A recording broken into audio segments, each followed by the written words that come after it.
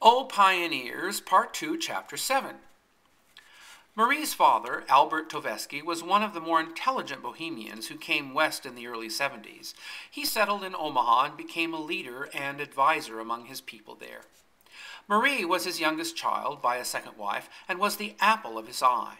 She was barely 16 and was in the graduating class of the Omaha High School when Frank Shibata arrived from the old country and set all the Bohemian girls in a flutter. He was easily the buck of the beer gardens, and on Sunday he was a sight to see, with his silk hat and tucked shirt and blue frock coat, wearing gloves and carrying a little wisp of a yellow cane. He was tall and fair, with splendid teeth and close-cropped yellow curls, and he wore a slightly disdainful expression, proper for a young man with high connections, whose mother had a big farm in the Elbe Valley.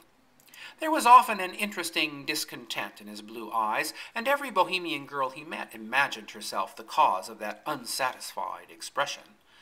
He had a way of drawing out his cambric handkerchief slowly by one corner from his breast pocket that was melancholy and romantic in the extreme.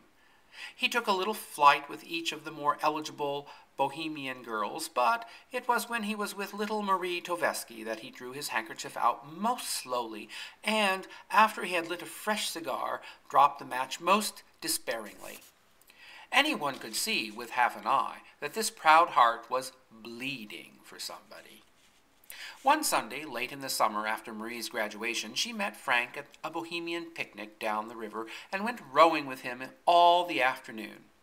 When she got home that evening, she went straight to her father's room and told him that she was engaged to Shibata.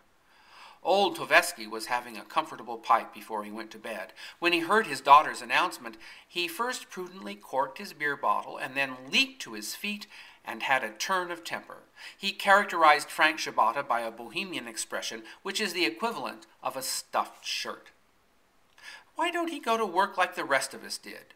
His farm in the Elbe Valley, indeed. Ain't he got plenty brothers and sisters? It's his mother's farm, and why don't he stay at home and help her? Haven't I seen his mother out in the morning at 5 o'clock with her ladle and big bucket on wheels, putting liquid manure on the cabbages?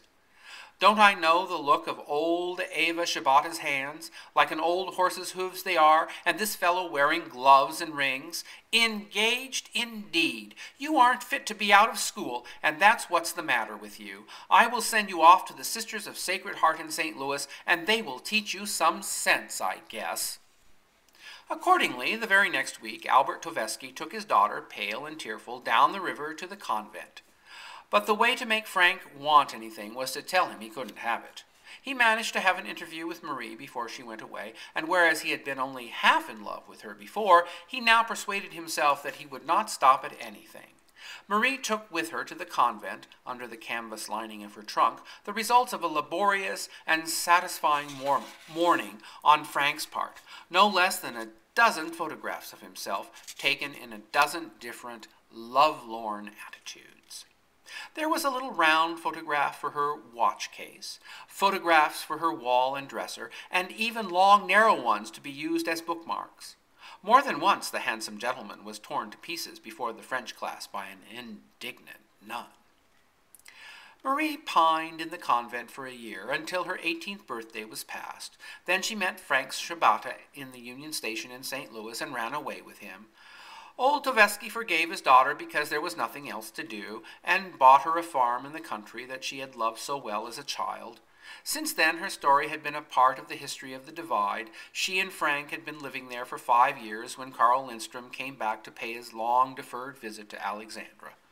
Frank had, on the whole, done better than one might have expected. He had flung himself at the soil with savage energy. Once a year he went to Hastings or to Omaha on a spree. He stayed away for a week or two and then came home and worked like a demon. He did work. If he felt sorry for himself, that was his own affair.